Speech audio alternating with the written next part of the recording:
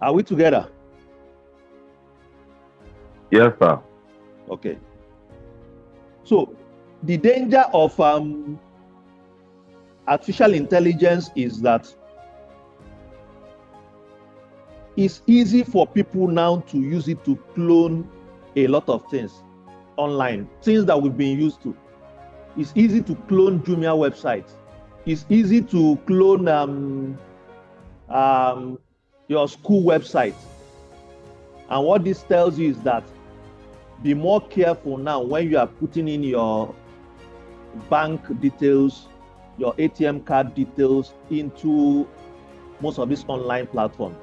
And some of the security measures I recommend to people is, especially when you have bank accounts, let your major bank account don't have ATM to it.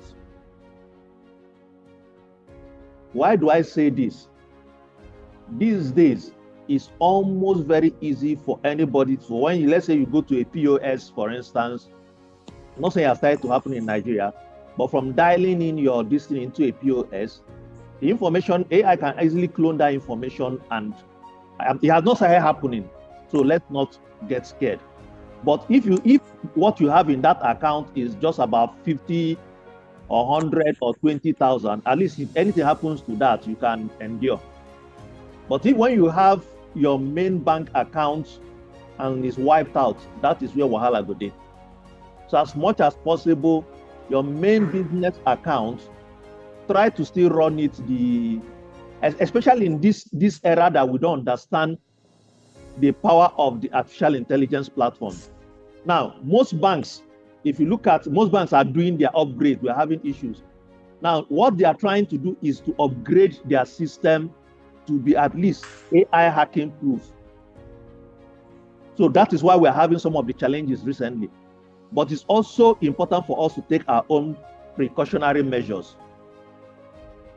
Now, the other area too that we also need to be conscious of, I wanted more people to join before I talk about this, is the area of our work and business.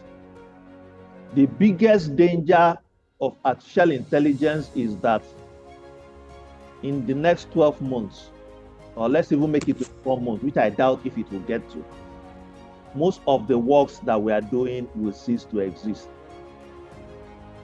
I've been telling my staff in our team that, see, let's start to add these extra services to what we are doing. Because I think artificial intelligence will start to do most of the job. And 2 days ago, as if I was says Jeremiah, the wailing prophet, LinkedIn just released a new update, an agent that can actually run all your recruitment for you. From beginning, it will source the candidate, it will interview them, it will shortlist and send to you. Now, basically for us, the charge is still expensive for us in Nigeria, but imagine I'm a recruiter in America. Now, what I'm doing, LinkedIn artificial intelligence agents can readily do this. So it means that my work, if I'm still doing the conventional recruitment, my work has been taken over. The same way too, a lot of times you are talking to you call a customer service center, somebody is speaking to you, and you think that is a human being that you are speaking to, without knowing that the person on the other side is just an artificial intelligence platform, because they have been trained on over 10 trillion sentences that people have made. So which means as you are speaking to it, it knows the next word that you're about to speak. So it knows based on what it has been trained on what to say to. Meaning that in a short while, in fact, this morning I went to a businessman retreat, and one of the guys there was saying that his company is working on an artificial intelligence platform that would now offer customer service in any Nigerian dialect, which means any Nigerian language, which means you call, let's say, I call Geoffrey's company, and somebody picks up a young lady's voice and say, Mr. Ifeanyi Kedukwan, how are they doing? Now I start to respond and we are speaking Igbo. And I'm assuming that is a young Igbo lady who is speaking to me, without knowing that it's just this my guy's AI platform that is discussing with me and walking me through their product and services and how they can serve me.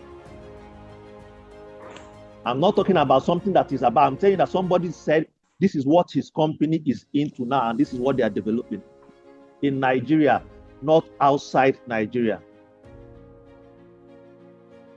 So the sooner we start to look at what we are doing and we now ask ourselves, how will this thing affect us?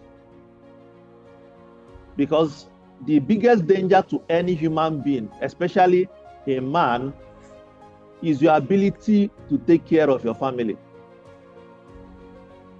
And when there's a system that is coming in place to take away that ability from you, the first thing you need to do is to start to create other abilities.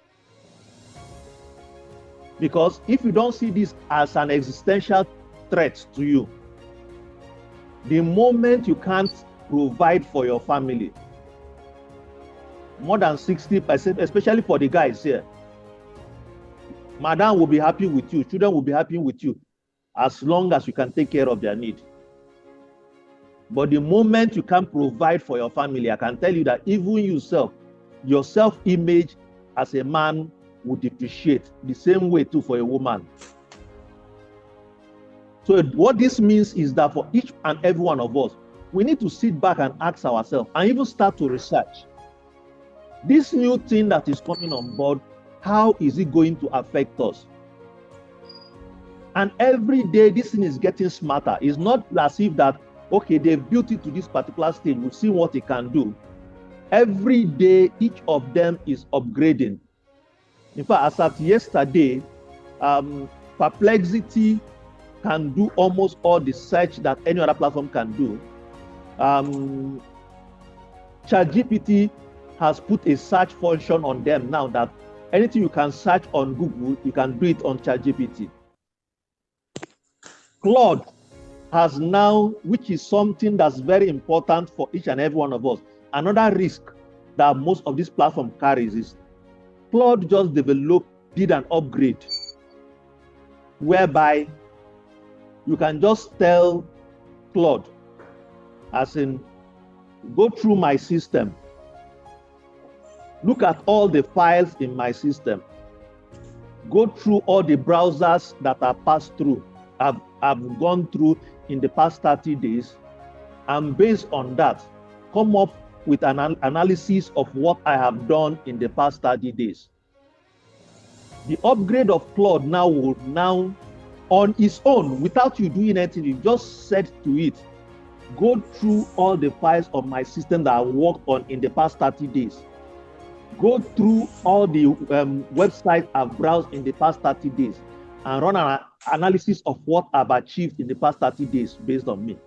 And you sit down, Claude now, this AI app, will go through, you see it going through all the files that you have gone through in the past 30 days.